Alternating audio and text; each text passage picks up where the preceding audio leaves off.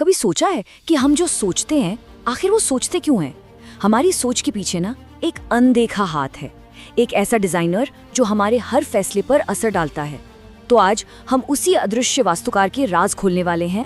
तो चलिए, एक सीधा सा सवाल, और हो सकता है थोड़ा असहज भी लगे, जो कुछ भी हमें बचपन से सिखाया गया है, क्या वो सब वाकई सच है? ये एक ऐसा सवाल है जो हमारी सोच की नींव को हिला सकता है।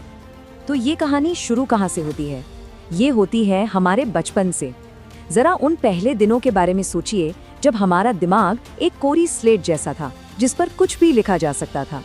हमें लगता है कि स्कूल में हम बस गिनती, पहाड़े ये सब सीख रहे हैं, लेकिन असल में हमें दुनिया को देखने का एक खास चश्मा पहनाया जा रहा होता है, एक ऐसा नजरिया जो हमारे दिमाग में पता भी नहीं चलता कब और कैसे घर कर जाता है। अब जरा इस स्लाइड पर नजर डालिए। ये हमारी किताबों से ही लिया गया एक आम सा उदाहरण है। देखिए, पहला सवाल एकदम सीधा साधा गणित का सवाल है, लेकिन दूसरा, यहाँ एक ब्रांड का नाम है। ये सिर्फ एक सवाल नहीं है, बल्कि हमारे दिमाग में किसी ब्रांड को नॉर्मल बनाने की पहली सीढ़ी है।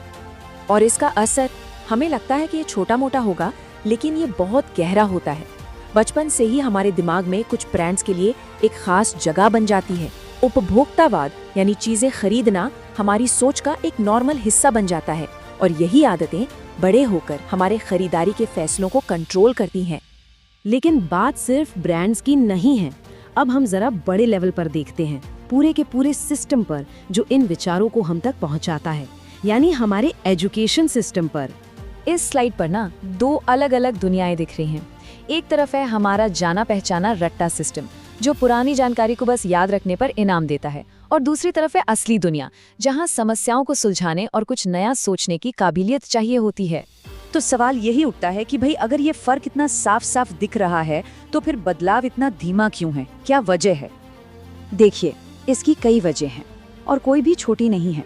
हमारा शिक्षा तंत्र एक बहुत बड़े जहाज जैसा है, उसे मोड़ना आसान नहीं। फिर छात्रों की इतनी बड़ी संख्या, पैसों की कमी, और शायद सबसे बड़ी बात, हम सब मिलकर उतनी जोर से बदलाव की मांग ही नहीं कर रहे हैं। अब हम इस पूरे विश्लेषण की सबसे गहरी परत पर आते हैं। सिस्टम तो जो है सो है, पर हम खुद इन पर सवाल क्यों नहीं उठाते? इसका जवाब ना एक बड़े ही आम से शब्द में छिपा है, कंफर्ट जोन। हमारे दिमाग को ना जानी पहचानी राहों पर चलना पसंद है, सेफ लगता है। सवाल पूछने का मतलब है अनिश्चितता, तनाव, और हम सब इससे बचना चाहते हैं। ये पूरा एक साइकिल है, एक दुष्चक्र। देखिए कैसे काम करता है। पहले एक ही जानकारी बार बार हमारे सामने आती है, फिर धीरे धीरे हम उसे बिना सवाल किए मान लेते हैं, और बस वो हमारी आदत बन जाती है। इसके बाद सवाल पूछने का ख्याल भी बेचैन कर देता है। और यही इस पूरी कहानी का निचोड़ है। ये सिस्टम हमें सिखाता है कि क्या सोचना है, पर ये नहीं सिखाता कि सोचना कैसे है।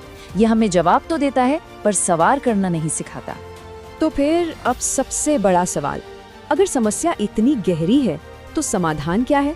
बदलाव की शुरुआत आखिर होगी कहाँ से?